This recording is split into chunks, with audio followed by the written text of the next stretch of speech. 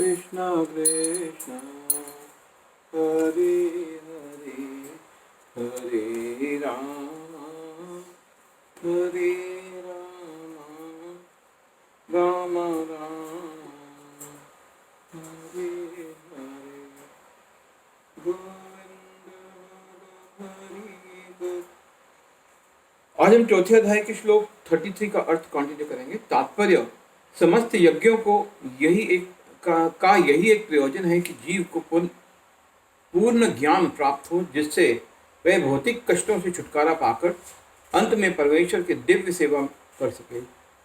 तो भी इन सारे यज्ञों की विविध क्रियाओं में रहस्य भरा है और मनुष्य को यह रहस्य जान लेना चाहिए। कभी कभी कर्ता की श्रद्धा के अनुसार यज्ञ विभिन्न रूप धारण कर लेते हैं।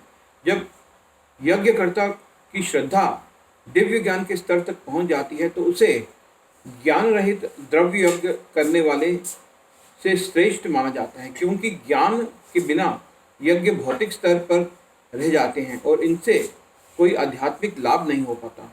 यथार्थ ज्ञान का अंत कृष्ण भावामृत में होता है, जो दिव्य ज्ञान का सर्वोच्च अवस्था है।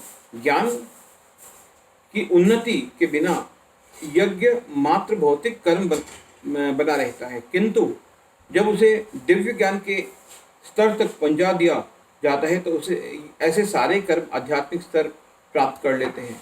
चेतना भेद के अनुसार ऐसे यज्ञ कर्म कभी कभी कर्म कांड कहलाते हैं और कभी कभी ज्ञान कांड।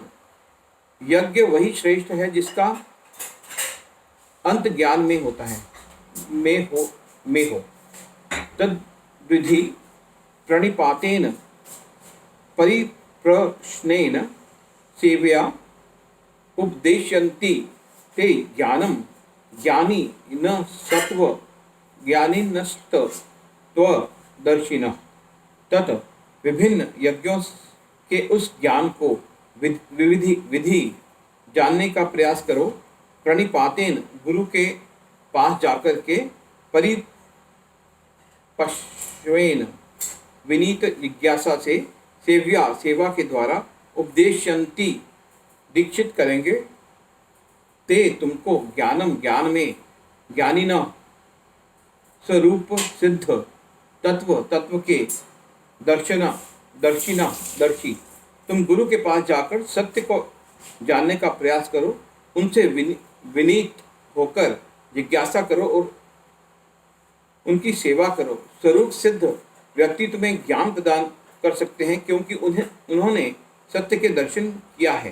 तात्पर्य, निस्संदेह आत्म साक्षात्कार का मार्ग कठिन है, अतः भगवान का उपदेश है कि उन्हीं से प्रारंभ होने वाले परंपरा से प्रामाणिक गुरु की शरण ग्रहण की जाए। इस परंपरा के सिद्धांत का पालन किए बिना कोई प्रामाणिक गुरु नहीं बन सकता।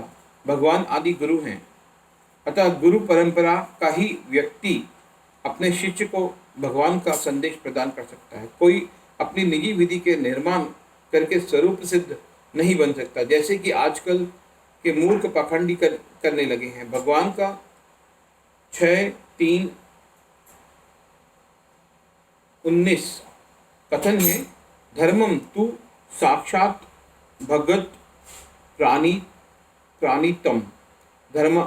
धर्म पथ का निर्माण स्वयं भगवान ने किया है। अतएव मनोधर्म का शुष्क तर्क से सही पद प्राप्त नहीं हो सकता, न ही ज्ञान ग्रंथों के स्वतंत्र अध्ययन से ही कोई आध्यात्मिक जीवन में उन्नति कर सकता है। ज्ञान प्राप्ति के लिए उसे प्रामाणिक गुरु की शरण में जाना ही होगा। ऐसे गुरु को पूर्ण समर्पण करके ही स्वीकार करना चाहिए और अहंकार रहित होकर दास की भांति गुरु की सेवा करनी चाहिए। हरे कृष्णा।